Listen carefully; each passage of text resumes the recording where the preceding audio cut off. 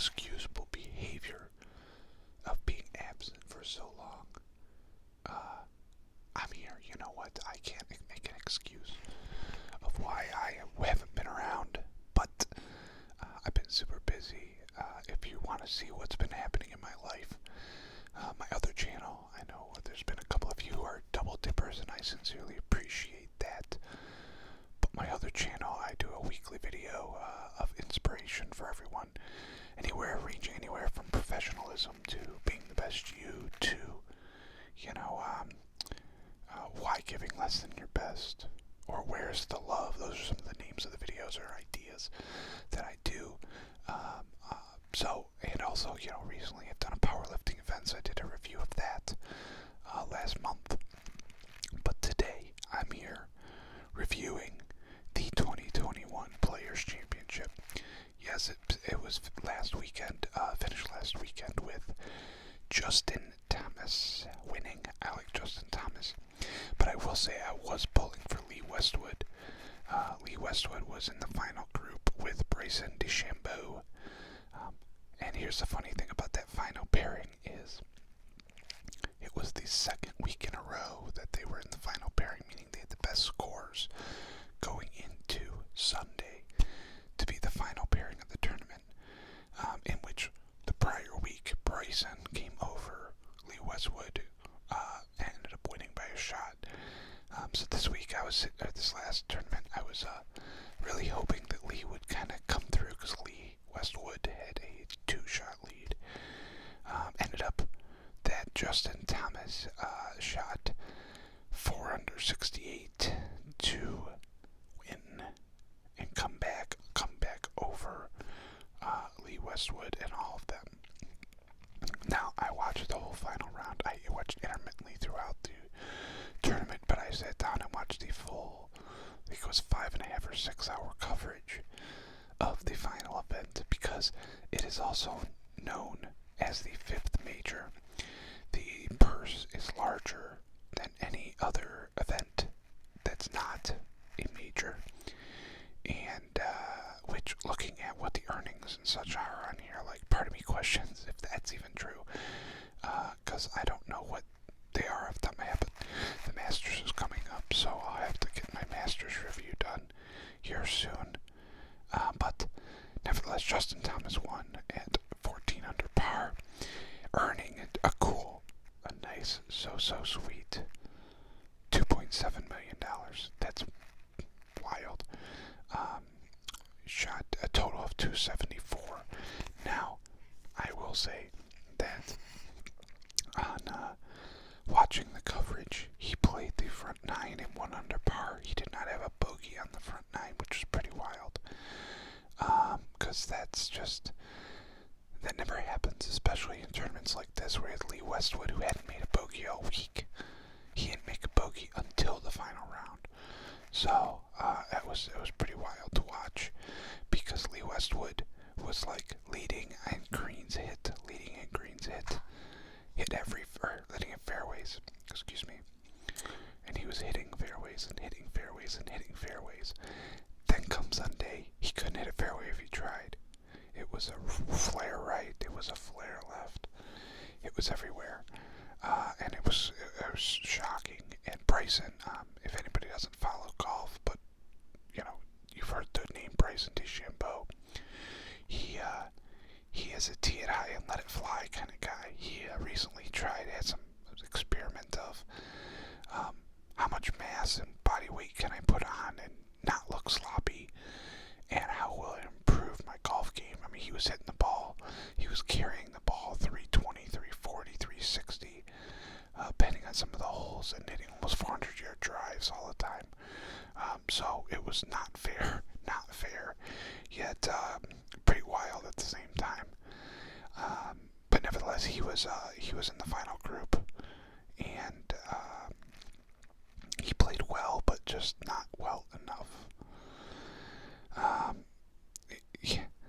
I can't talk enough about how much Justin Thomas's game was like on point. It was wild, and there was a stretch there, 9, 10, 9 through 14, where I think he made 2 birdies and an eagle that really just flung him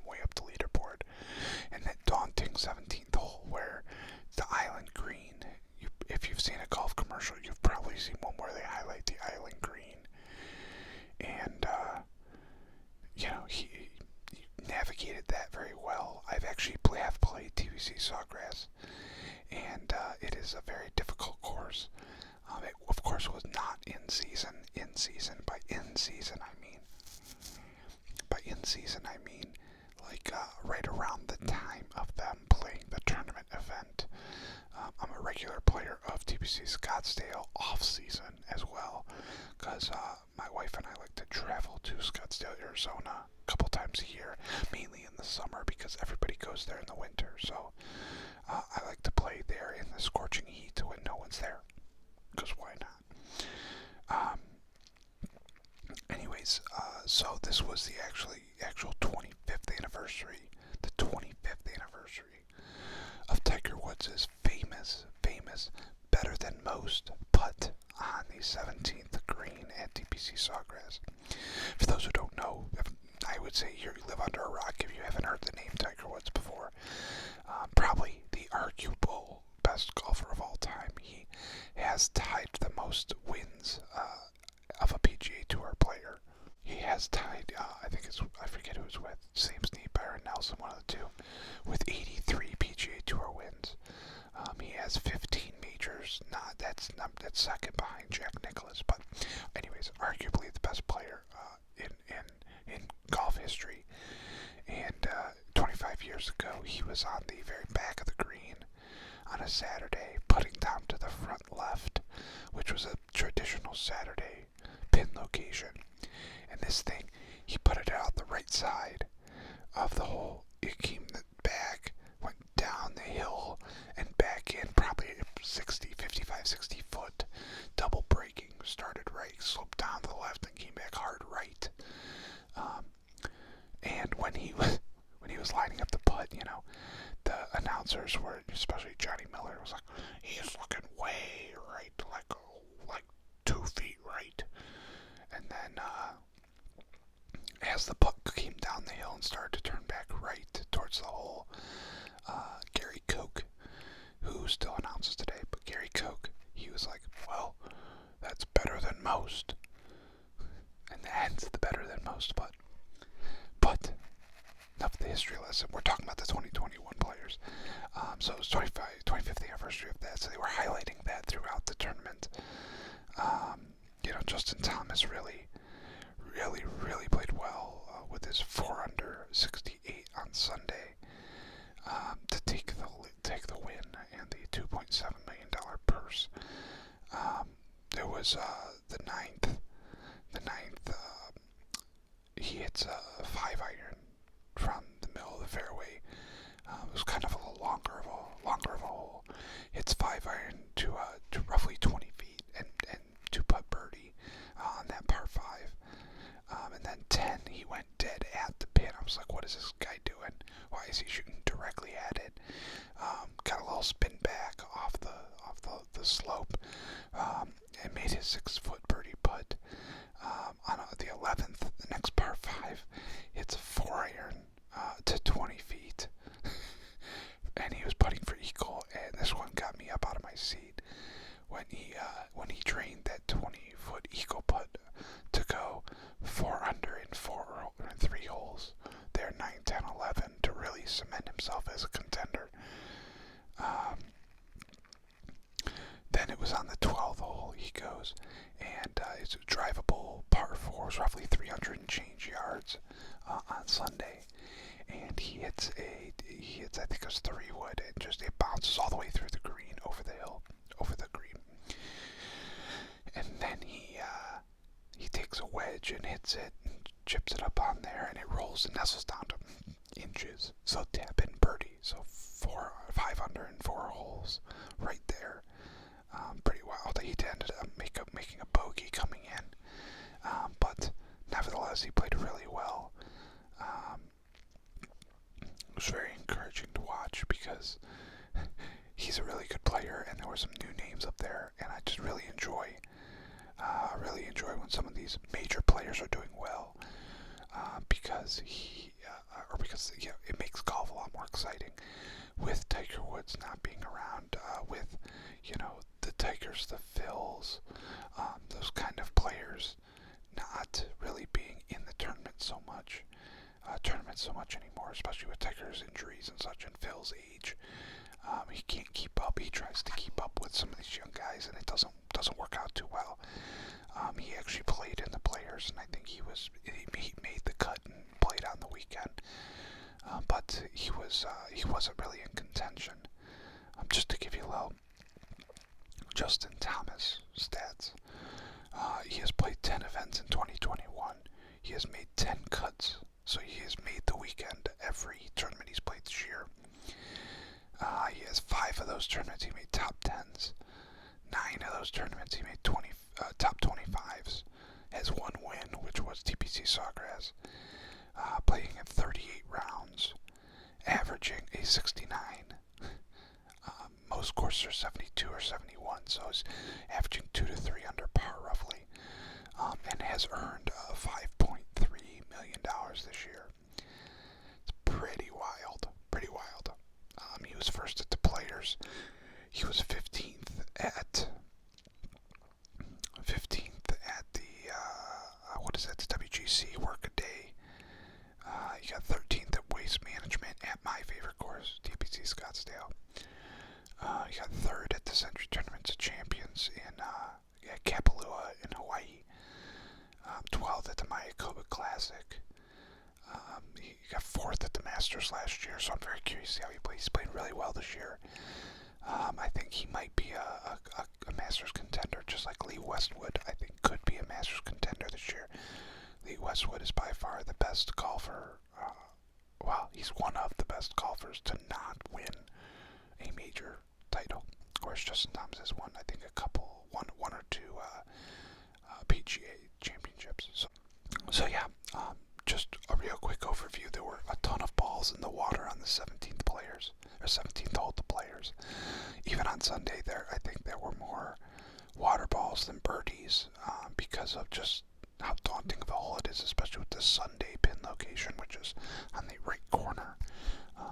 It's a very hard hole. It was a handful of years ago. I was watching when Ricky Fowler won, and he ended up playing the hole 3 or 4 times through playoffs. The playoff, because he tied going in. He birdied it on 18 or on his round on the 4th round. I think he birdied 16, birdie 17, birdie 18 to end up making the playoff. And then they played 17, 18, 17, 17 in the playoff. And he birdied 17 first hole in the playoff.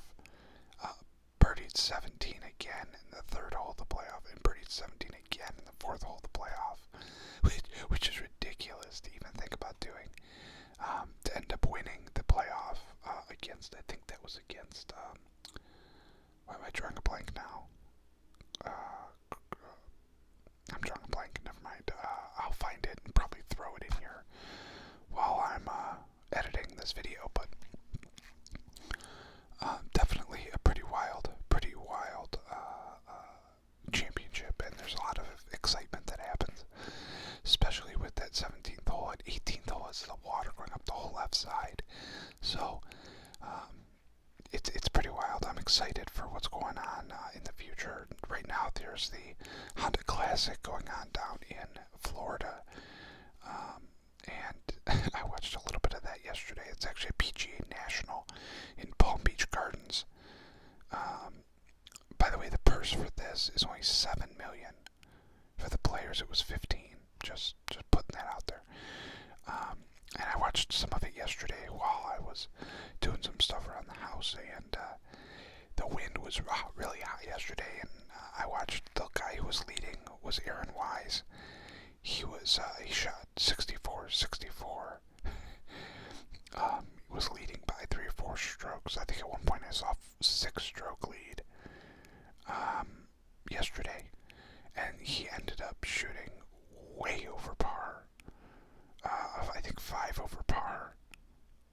Yeah, yep. He shot 64, which was 6 under in round 1, 64, which was 6 under in round 2, and 75, which was 5 over in round 3. He is now tied for second, 3 shots behind the new leader. He had a 6-shot lead during the middle of yesterday's round.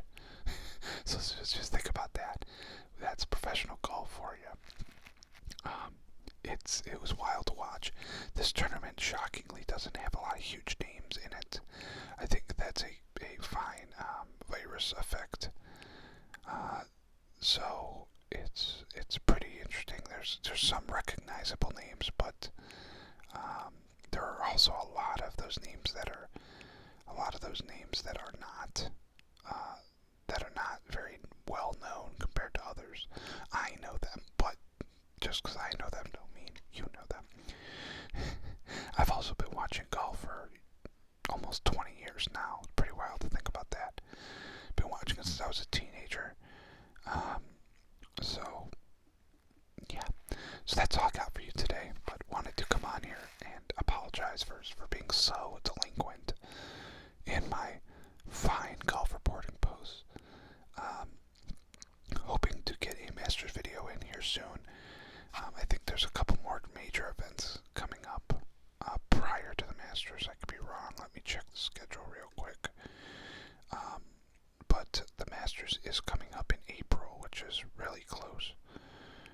So yeah, next week is the World Golf Championship match play. So I'll definitely be talking about that one, I think. Followed by the Valero Texas Open, and then the Masters. Then my other favorite event at Harbortown, the RBC Heritage, on April 15th to 18th. Every year it comes out after the Masters. Oh, and by the way, I made a comment earlier in this post, or in this video, about the purse for the players, I think being close to, if not more than a major. This year's purse for the players was $15 million.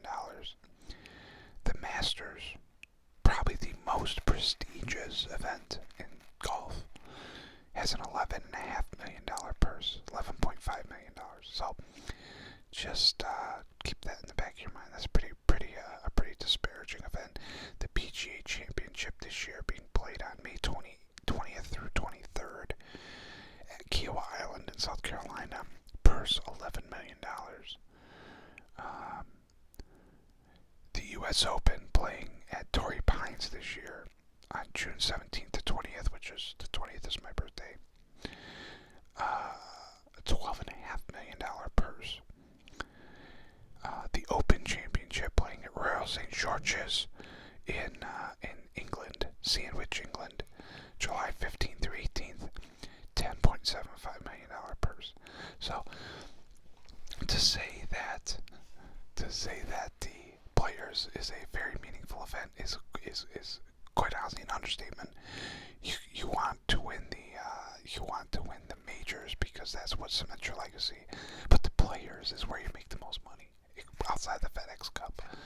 That's the single solo event that you make the most money. So pretty wild to think about. Pretty wild to think that golf is that lucrative of a sport. And I love golf because you don't have to rely on other people being their best at all times. It's really just you being your best when you need to be. And also, there's no guaranteed contracts outside of endorsements, right? You're going out into an event with the same amount of people every time, plus or minus one or two, and you're all fighting in your individual game to get that money. It's not like the NFL, the NBA, where you get a contract and you're going to make that money whether you stink or not, right? Whether you're mediocre or, a high performer. So, pretty wild to think about, pretty cool to think about that golf is this way, and it's what attracts me to it, and I'm sure it's what attracts a lot of people to it. So, thank you for watching today, and I will be seeing you soon.